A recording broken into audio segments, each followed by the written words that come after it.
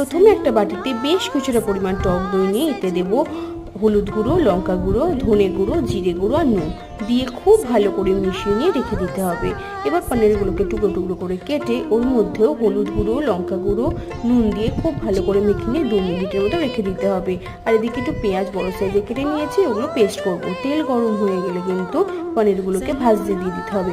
পনিরগুলো ভেজে তুলে নিয়ে সেই তেলে একটু ঘি দিয়ে গোটা গরম মশলা আর একটা শুকনো লঙ্কা ফোড়ন দিয়ে পেঁয়াজ পেস্টটা দিয়ে দিতে হবে।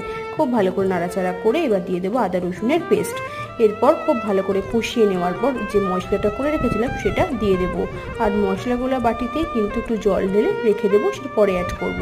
এবার একটু জল দিয়ে পনিরগুলোকে দিয়ে খুব ভালো করে মশলার সাথে কিন্তু মিশিয়ে নেব আর একসাথে কষিয়েও নেব। ব্যাস, এবার একটু একটু করে জল অ্যাড করতে থাকবো যতটা গ্রেভি পছন্দ।